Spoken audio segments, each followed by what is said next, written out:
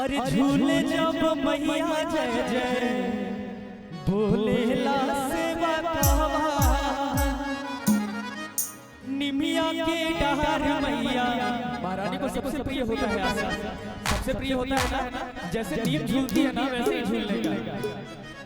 निमिया के डहार मैया बेली झूलू झूल जब मैया जय जय भोलेला सेवा कहवा,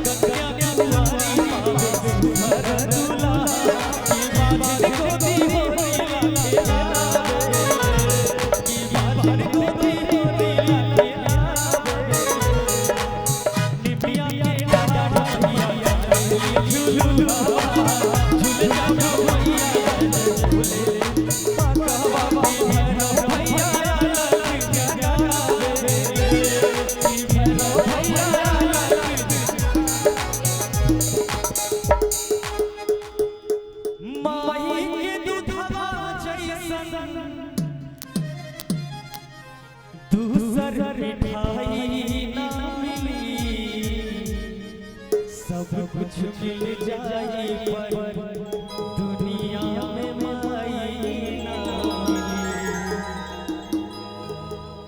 दुनिया में सब कुछ तो मिल जाता है, अमृत के बूंद के के तना पियाई माई बिना।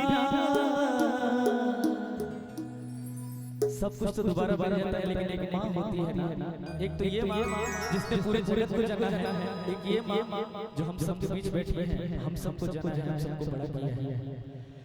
अमृत के बूंद के तना पियाई माई बिना, कैसे करे जावा जुड़ाई भाई गो माई बिना। अमृत के बूंद के तना पियाई गो, एक बार अपनी माँ के लिए ताली बजाते जाएगा। माई बिना कैसे करे जावा जुड़ाई, अरे भाई माई बिना। अमृत के बूंद के तना पियाई गो माई बिना, कैसे करे जावा जुड़ाई भाई गो माई बिना।